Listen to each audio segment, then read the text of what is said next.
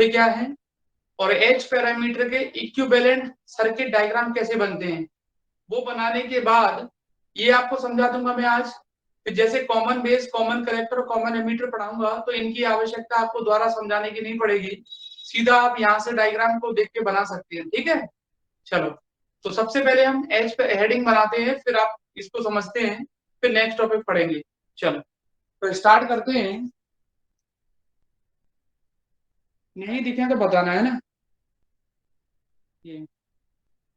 ये डायग्राम मैंने बना के रख दिए हैं, डायग्राम तो बहुत है लेकिन 3 ही डायग्राम अभी बनाए हैं, बता दूंगा आपको बाकी। तो सबसे पहले हेडिंग बनाओ हाइब्रिड और एच पैरामीटर। सर लिखना है ना, आज की क्लास लिखनी है सर? नहीं नहीं नहीं, लिखना नहीं है, आपको नोट्स मिल जाएंगे। हाइब्रिड और एच पैरामीटर, मैं हेडिंग बना देता हूँ एच पैरामीटर।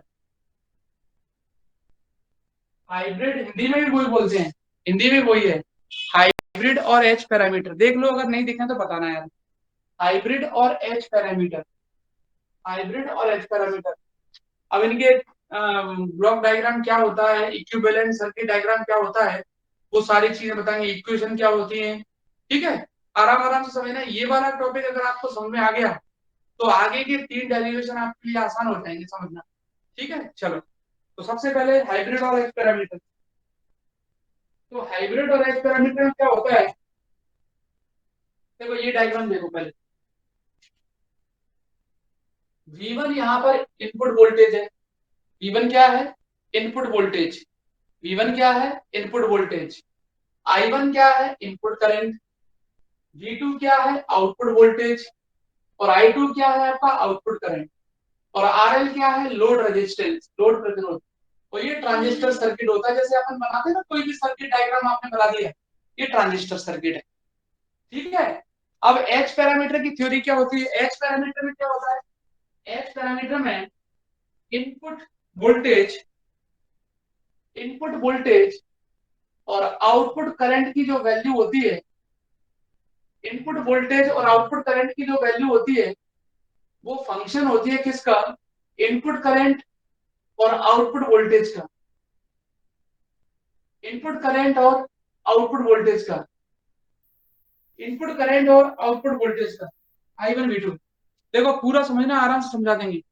पहले तो आपके सिलेबस में जेड पैरामीटर थे, बाई पैरामीटर थे, एच पैरामीटर है तो फिलहाल है, और एक एबीसीडी पैरामीटर थे, अब तो ये हट गया। अब जिस बच्चे का इलेक्ट्रॉनिक्स होगा ना उसको जरूर पता होगा ये सारे पैरामीटर वो पढ़े हुए हैं।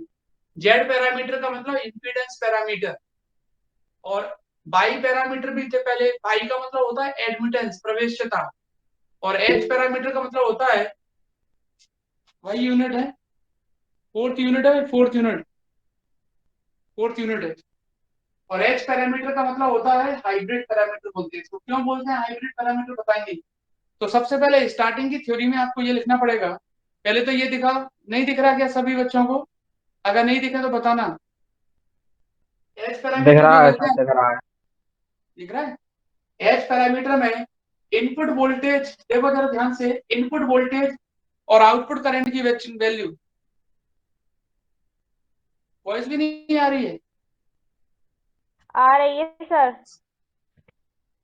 एक सेकंड रुको।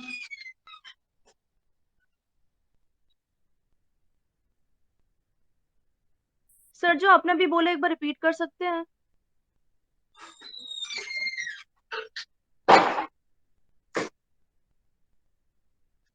सर कुछ आ ही नहीं रहा, पता नहीं क्या हो रहा।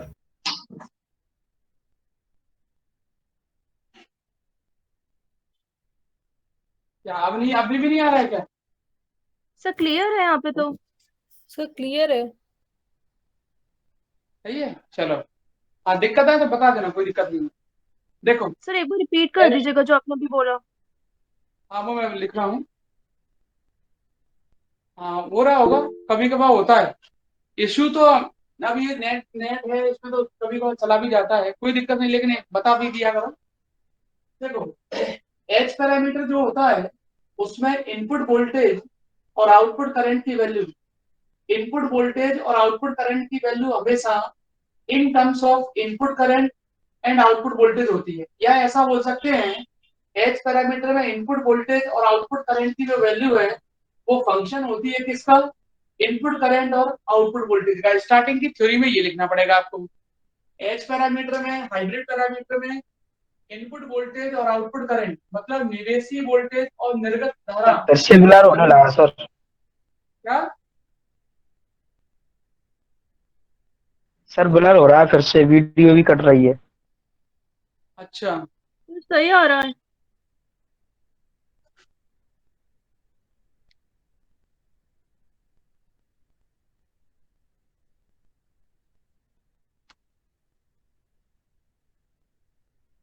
हो रहा है तो उसको 2 मिनट बस मुझे दो, मैं अभी क्लियर कर देता हूँ।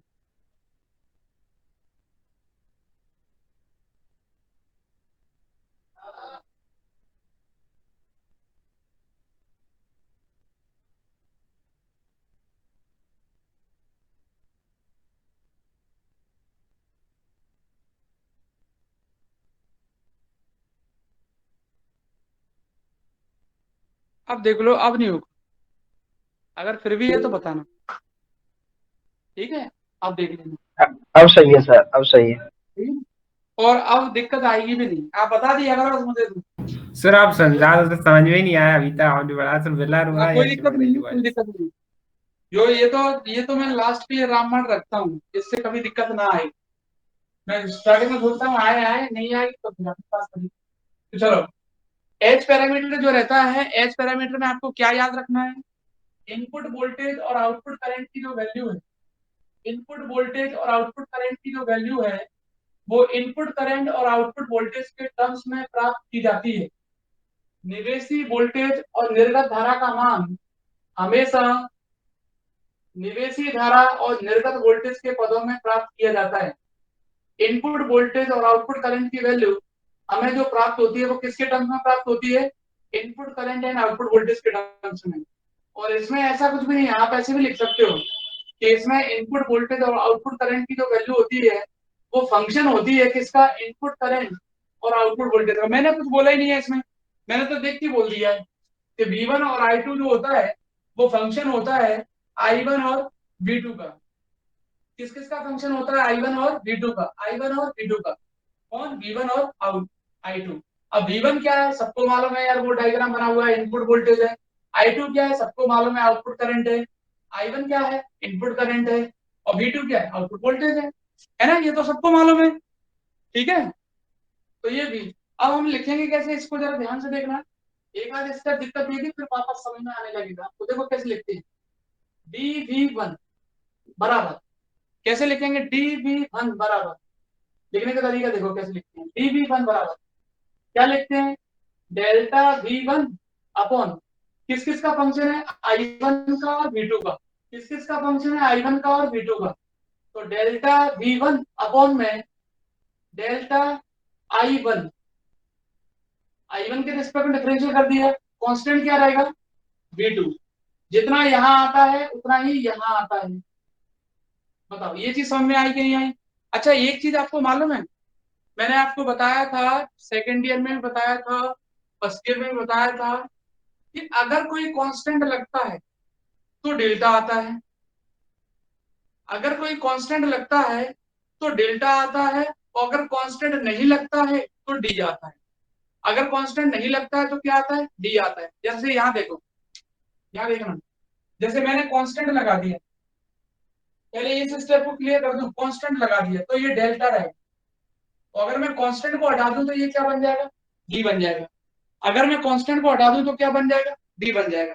जैसे अगर मैं यहाँ से कांस्टेंट को हटाऊं तो क्या लिखूंगा बताओ, dV1 बराबर, इसको कांस्टेंट को हटाया तो क्या लिखूंगा, dV1 अपॉन में dI1 इंटू में dI1। बोलो लिख सकता हूँ क्या।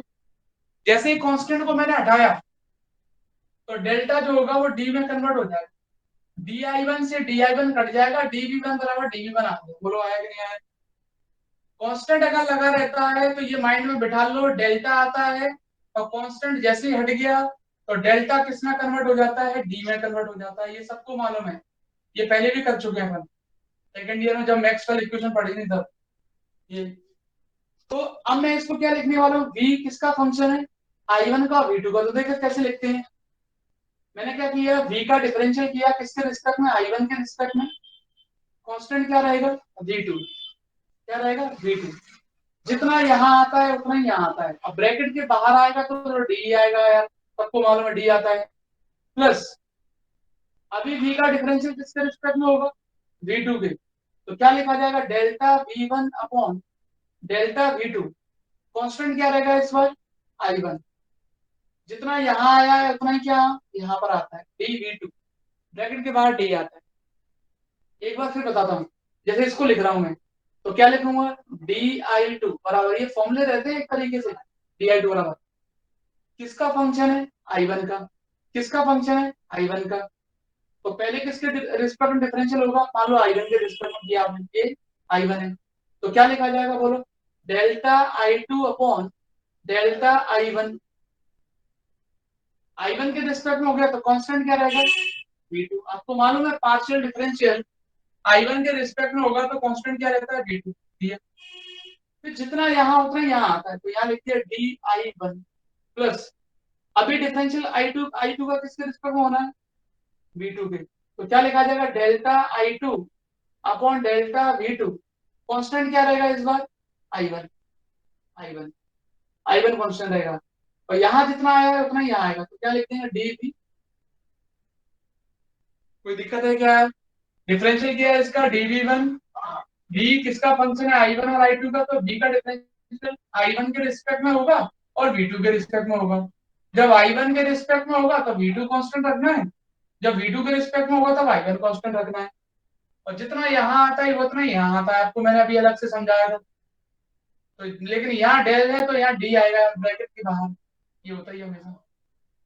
तो ये आ गया आपका dv1 बराबर, ये इक्वेशन आ गई, ठीक है। ये तो छोटे से एलिमेंट के लिए आ गई, छोटे से मैग्नीट्यूड के लिए आ गई, dv1 बराबर।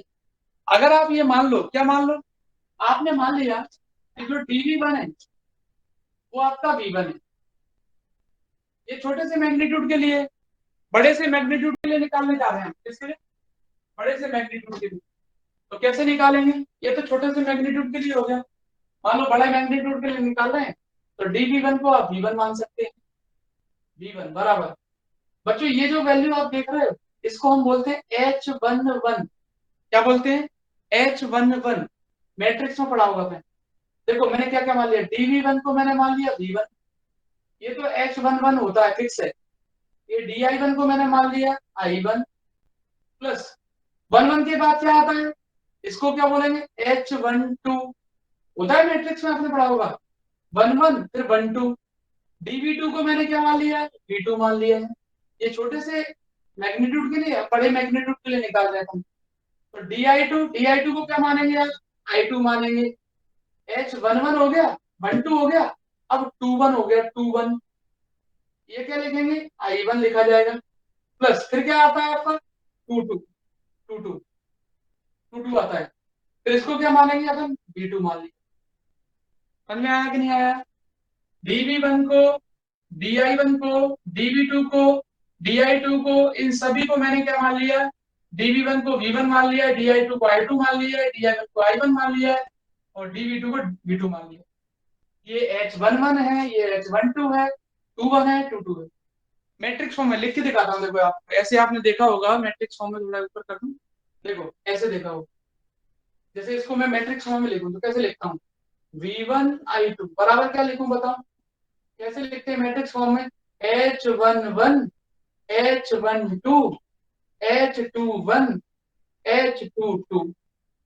इनटू में क्या लिखे यहाँ पर, I1 और v2। बच्चों इनको बोलते हैं एच पैरामीटर, इनको बोलते हैं एच पैरामीटर। जो आपके लिखे ना h11 h12, तो इनको बोलते हैं एच पैरामीटर। इसको ऐसे लिख देते हैं अलग से, एच पैरामीटर बराबर क्या लिखेंगे, h11 h12 h21 h22। ये है आपके एच पैरामीटर, इनको बोलते हैं एच पैरामीटर। ये रही h11 h12 h21 h22। अब बात ये है कि ये है क्या, जो h11 जो आपका लिखा हुआ है वो है क्या, h12 जो लिखा हुआ है ये है क्या। तो उसके लिए क्या करेंगे, 1 by 1 डिस्कस करते हैं। देखो सबसे पहले मैं लिखूंगा h11, H11 देखो कैसे लिखते हैं। अच्छा इतना लिख लो पहले तो, फिर मैं वन बाई वन बताता हूँ। लिखो इतना, नोट्स तो भेज ही देंगे, सर जब मिटाओगे जब बता देना। मिटाएंगे बस। नोट ही भेजोगे तो फिर हम नोट क्यों करें? नहीं, जैसे मान लो किसी बच्चे को लग रहा है कि भाई नोट करते हैं ना बहुत सारे बच्चे, ओके सर। तो कई सर सारे हम तो नहीं बच्चे करते। केमिस्ट्री में क्या आ रहे हैं, एच पैरामीटर बोल के बता दिया करो। मैं अरे नहीं सर, दुर्गेश बोला कि फिजिक्स में मैथ आ रहा, मैथ में फिजिक्स, और सीएस में दोनों आ रहा है, फिजिक्स और मैथ। मैंने बोला केमिस्ट्री में दोनों ही नहीं आ रहे। अच्छा सर, पढ़ाई लिखाई करो, एग्जाम आ रहे हैं। विवेक ने ऑर्डर दे दिया है, उसको फॉलो करो। टाइम टेबल देनी है सर ये लोग साइंस कॉलेज वाले सर। साइंस तुम तो सर एकदम से टेंशन दे मत देंगे लो। सर, हफ्ते भर पहले दे क्या? देंगे, कि पता नहीं आरजी क्या। का टाइम टेबल कब आएगा? कि आरजी का टाइम टेबल कब आएगा, कुछ पता है? After the Holi. चलो तो फिर मिटाओ। सर 26 से पेपर नहीं होंगे एनर्जी इसका के साथ मतलब? मई में होंगे ना जाके सर। होली के बाद आएगा 4 दिन पहले ही। हमारे में तो प्रैक्टिकली का भी टाइम टेबल नहीं दिया हमने सर अभी। प्रैक्टिकल का कोई भरोसा नहीं, बाद में भी करवा सकते हैं। नहीं सर, ये बोलना मतलब सर नेक्स्ट पेपर टाइम के 26 भी से तो हो बता रहे रहे हैं हैं, सर तो बाद में। टाइम टेबल अभी तक आ जाना चाहिए था वैसे। तो बस 26 से होंगे नहीं मैंने वैसे। 4 दिन पहले भी दे सकती हूँ, आप तो पढ़ते रहो। देखो अब हम क्या करने वाले हैं, इसको मैं लिखूंगा। देखो H11 किसके बराबर था, H11। अब जिस बच्चे ने पिछले दिन तक क्लास ली होगी उस बच्चे को पता होगा सारी चीजें। देखो H11 बराबर मैं लिखने वाला हूँ। H11 बराबर क्या लिखूंगा, delta V1 upon delta I1, constant है आपका V2। इधर देखते हैं H11 किसके बराबर था, ये बताओ मुझे। H11 किसके बराबर था, ये था delta V1 upon delta I1। अगर मैं कांस्टेंट को हटाऊं तो कैसे लिखूंगा इसको बताओ।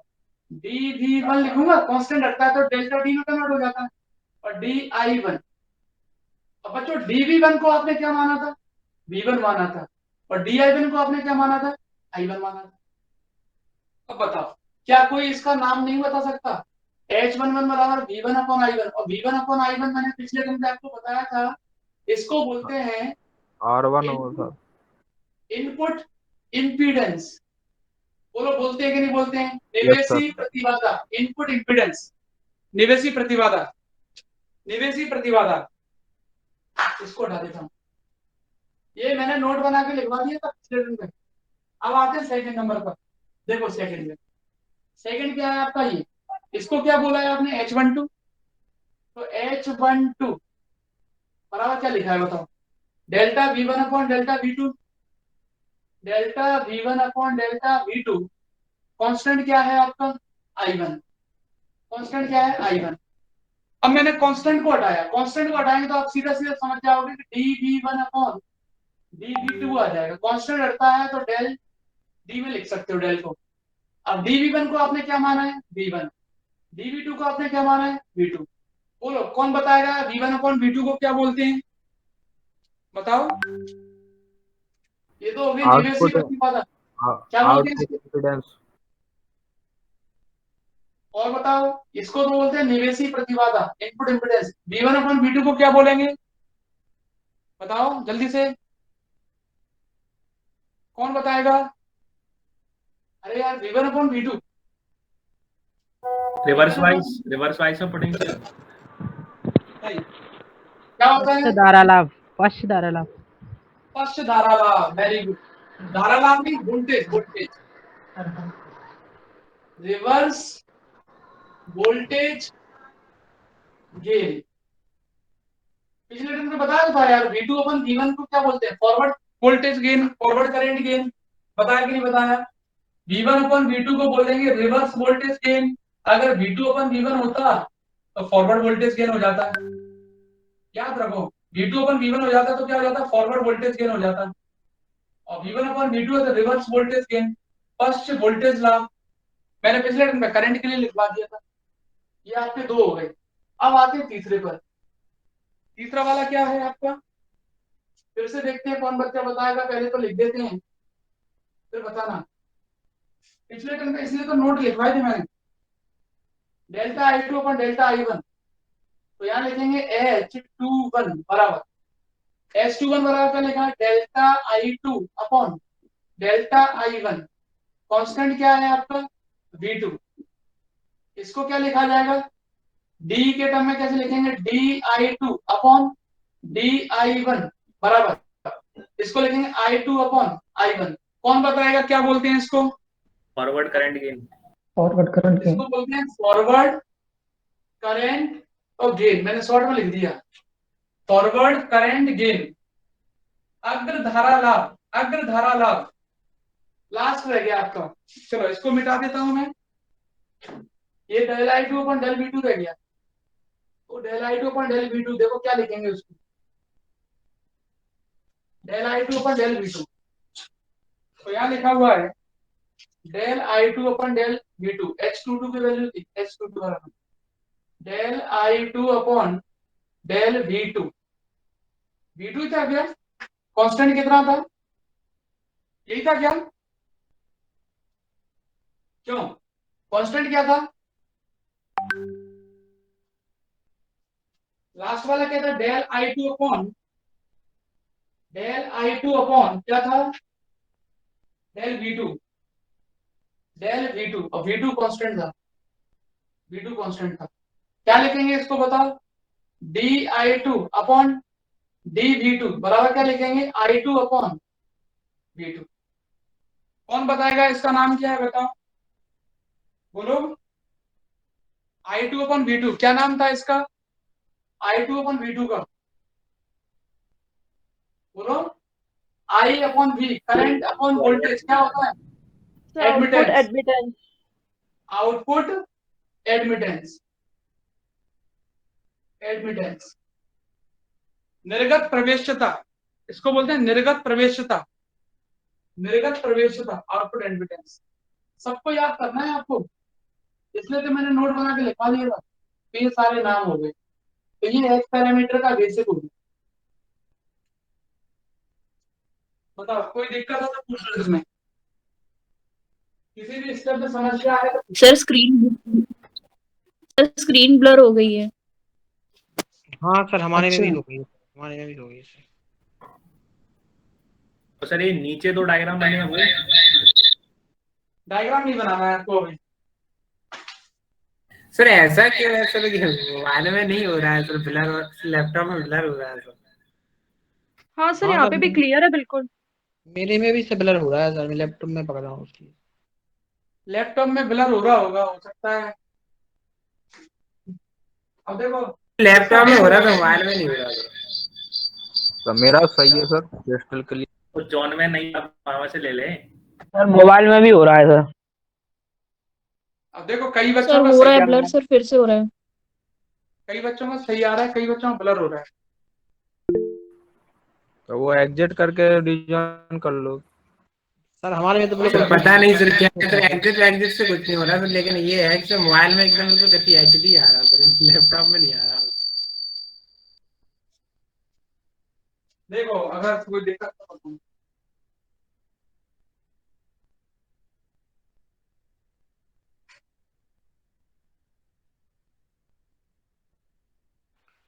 सर स्क्रीन वाइट हो गई सर हमारे में सर पूरी।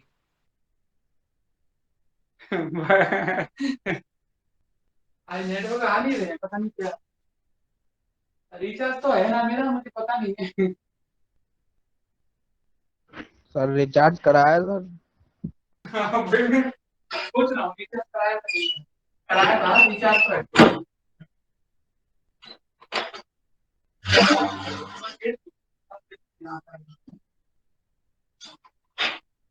सर जियो का वाईफाई है।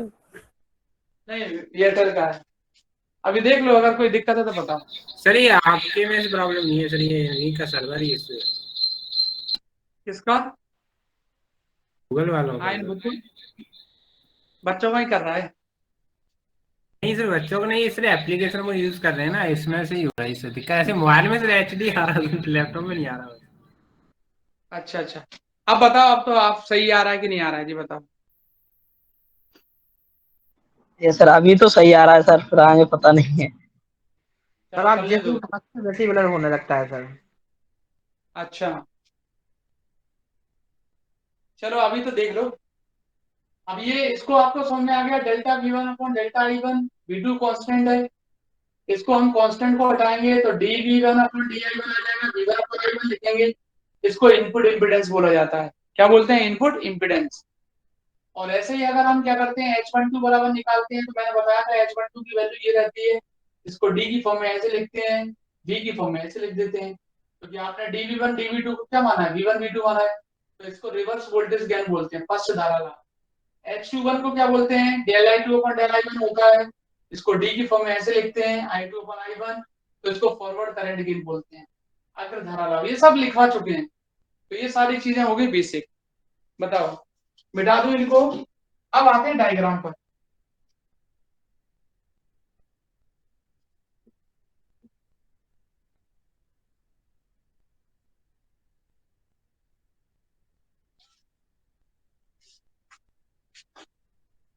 चलो अब डायग्राम पर आते हैं। देखो ये रहा डायग्राम आपके सामने। बच्चों डायग्राम में मैंने अभी 3 बनाए हैं केवल, दिख रहा है आपको? ये देख लो।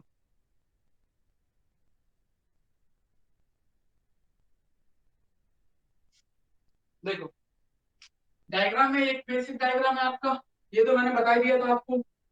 V1 और I1, V1 इनपुट वोल्टेज है, I1 आपका इनपुट करंट है, V2 आउटपुट वोल्टेज है, I2 आपका आउटपुट करंट है, और लोड रेजिस्टेंस ये है। सबसे देखो सबसे पहले मैं लिखता हूँ दोनों इक्वेशन जो मैंने निकाली थी। क्या निकाली थी बताओ? मैंने V1 बराबर अभी निकाला था, V1 और I2 पहले। V1 बराबर निकाला था H11 I1 और H12 V2। I2 equal to क्या निकाला था? H21 I1 और H22 I2 V2 sorry. Equivalent diagram बनाना सिखा रहे हैं आपको। इक्विवेलेंट डायग्राम कैसे बनाते हैं, इक्विवेलेंट डायग्राम कैसे बनाते हैं वो समझ लो। नहीं दिखा तो बता दे यार, ये सबसे इंपॉर्टेंट है ये इक्विवेलेंट डायग्राम। देखो एक चीज तो इसमें नोट बना के ये हमेशा के लिए याद रखो कि जो वोल्टेज होता है ना, वोल्टेज उसके हमेशा सीरीज में रेजिस्टेंस जुड़ा रहता है, रेजिस्टेंस या इंपीडेंस जो भी बोलोगे। वोल्टेज जो रहता है, वोल्टेज सोर्स जो रहता है उसके सीरीज में हमेशा रेजिस्टेंस रहता है। वोल्टेज सोर्स है ये, मान लो V है, और इसके सीरीज में हमेशा रेजिस्टेंस रहता है, इसलिए ये वोल्टेज सोर्स कब कहेंगे इसको? जब आप इसके सीरीज में रेजिस्टेंस जुड़ दो, ये वोल्टेज सोर्स होता है। तो अगर आपसे कोई कहे करंट सोर्स, तो ये रहा करंट, उसके पैरेलल में रेजिस्टेंस रहता है,